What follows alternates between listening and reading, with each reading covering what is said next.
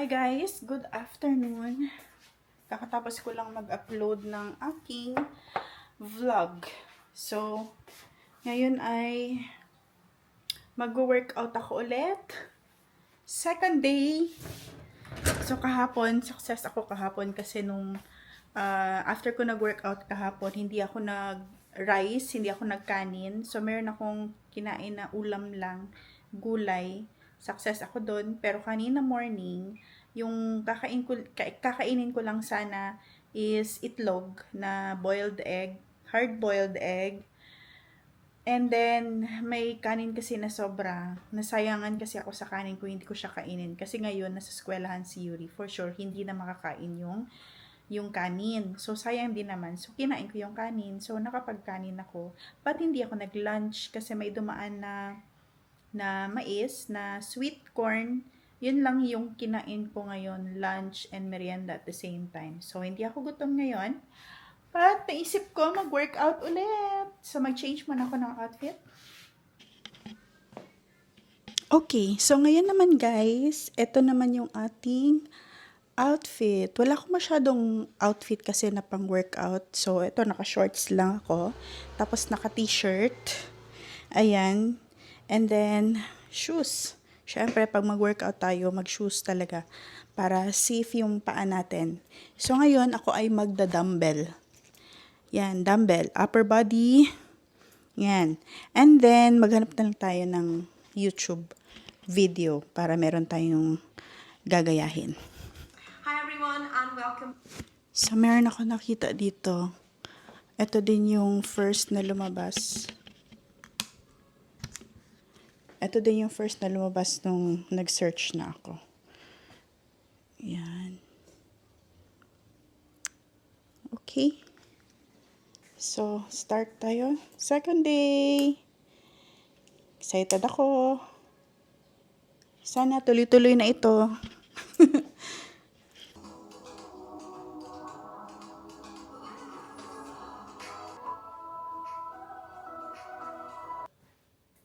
So, kahapon hindi ko nasuot yung aking watch. Ngayon ay suot natin.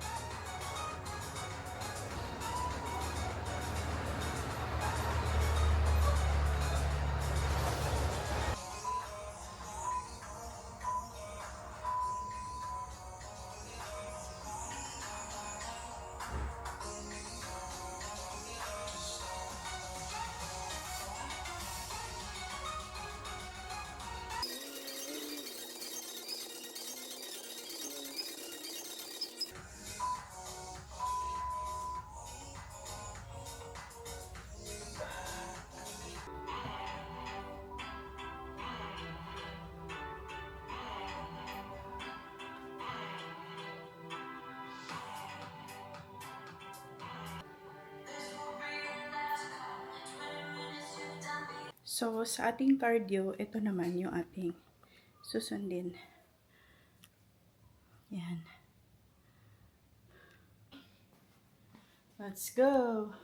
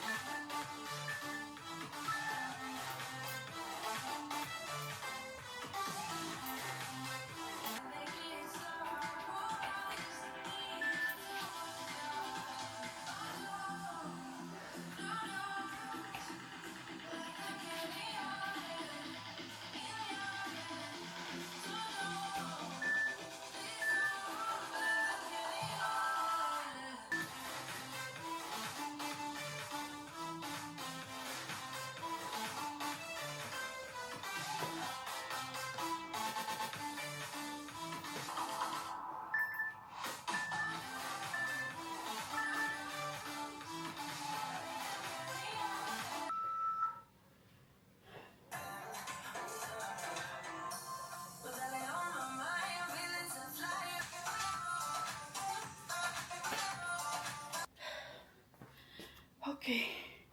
I think okay na muna yun. Kasi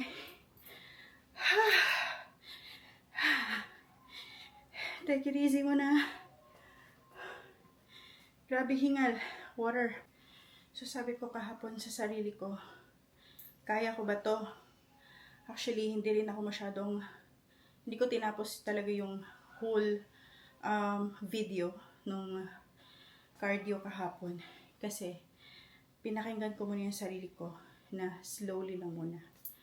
So, hiningal lang ako kahit ilang minutes pa lang yun. So, ngayong araw, second day, ganun pa rin, medyo hiningal. Kaya lang, medyo mas ngayon, mas maraming galaw. Unlike kahapon, medyo minimal lang yung galaw. So, ngayon medyo magalaw ko ngayon. And hinihingal pa rin. So, that's normal. Anyway, hindi mo naman kailangan makita yung improvement big time na yung after mo ng first and second day, hindi ka na kaagad hingalin. So, since as someone like me na hindi na talaga nakapag-workout ng ilang months, ngayon ay ganun pa rin, hinihingal tayo.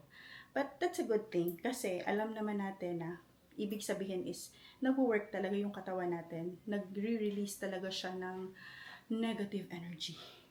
Nagre-release siya ng stress. Tinatanggal niya lahat ng stress ng katawan natin. Ang tawag doon, endorphins ba yun? Hindi ko alam. Ano yan? Basta yun na yun. Anyway, I'm glad na I showed up today. I'm glad na ginawa ko pa rin siya. So yun. Anyway, putol yung ating ulo. Ngayon ko lang napansin, putol pala yung aking ulo. I mean, yung dito banda. Hindi pala buong face ang nakikita nyo.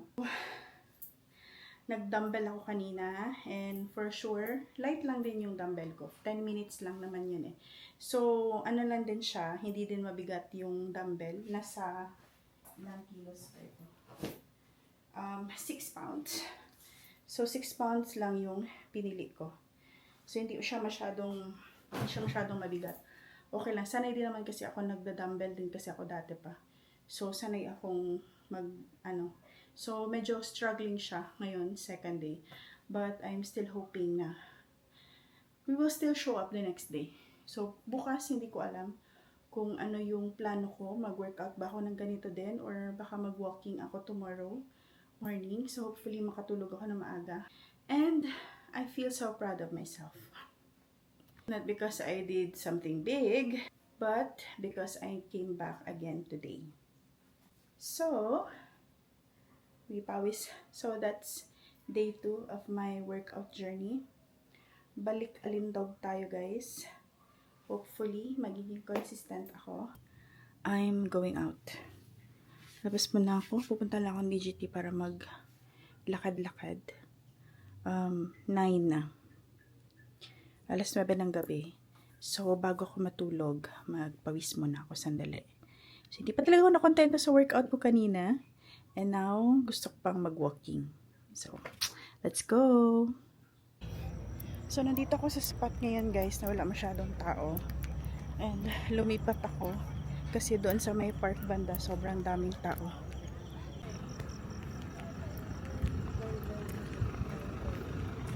Sobrang nahiya pa talaga ako mag-vlog in public.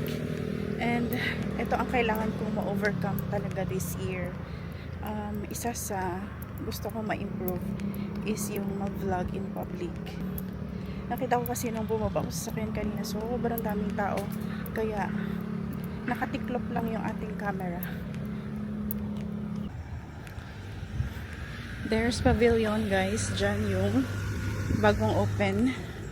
So pwedeng magtambay dyan, kain-kain.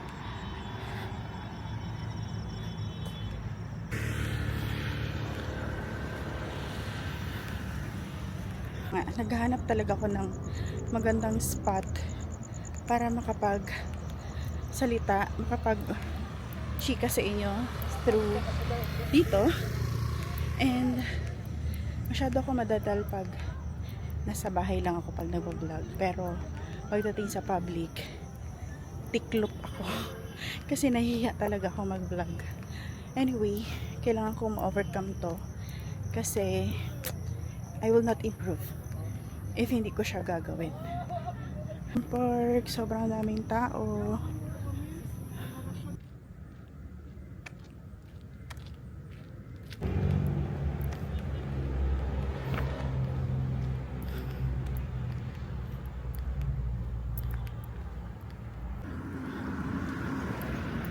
Ito lang ako nag-ikot-ikot na area guys. Kasi walang tao. Walang sasakyan na nakapark. Solong-solo ko tong area na to. Doon kasi sa kabila, doon dito na area. Sobrang daming tao. Maraming sasakyan nakapark. And then yung mga tao nakatambay na sa gilid. So yun na nga. Kahit sa isang araw makapag 10 or 30 minutes to 1 hour ka, okay na yun. Kasi dati yung ginagawa ko dyan lang sa village namin, within the village lang, nag-iikot-ikot ako dyan. Tapos nung na-open na itong DGT, dito na ako nag-start na mag-walking. So ayun, minsan umaabot na ako ng 10,000 steps, minsan more than 10,000 pa, kasi na-enjoy ko na yung lugar dito. Though pag mga past 6 medyo mainit na. Minsan sobrang init na talaga kasi wala pang may mga puno naman dito pero maliliit pa. Pag sobrang feel ko na sobrang mainit na talaga, tumitigil na ako. Pag umabot na ako ng 10,000 or 9,000, tigil na. Uuwi na ako niyan. Kasi ayoko naman sobrang init. Sayang yung mga nilalagay natin na pampaganda sa mukha kung lagi tayong naiinitan. Though may sunscreen naman, pero mas mabuti na rin yung hindi masyado mainit. Anyway, yun lang aking vlog today guys. More on exercise, and I'm so glad na lumabas ako. I showed up today para makapag walking, and nasa 2 kilometers 2.5 na tayo ngayon. Hindi ko alam kung hanggang kailan ako titigil, pero nag-enjoy na sa paglalakad-lakad. Mamaya na lang itutur ko kayo doon. Sarap na. Sobrang sarap pa ng hangin dito. Grabe. So yan ang view ko. Dito ako sa malapit na sa highway. Highway na kasi yan dyan. This is my outfit guys.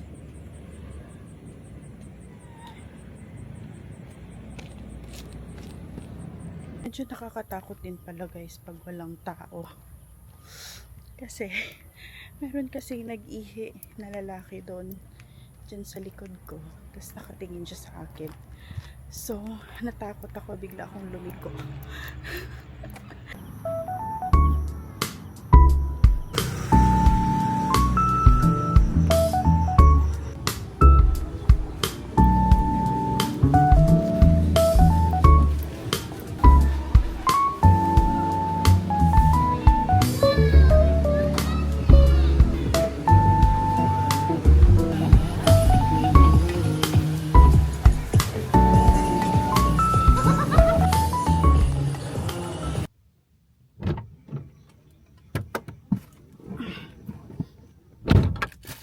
Okay, yun na yung aking walking guys. At ako ngayon ay tapos na.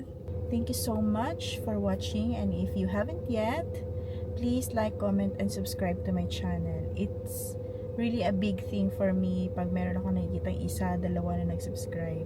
Sobrang saya ko nandun guys. So, yun lang. Thank you so much, and I hope to see you on my next vlog, and I hope na manood pa rin kayo at sana hindi kayo na-bored sa vlog ko at sana meron kayong na-learn or makarelate kayo sa mga sinasabi ko or sa mga ginagawa ko. So, yun lang. Thank you so much. Until my next vlog. Bye-bye!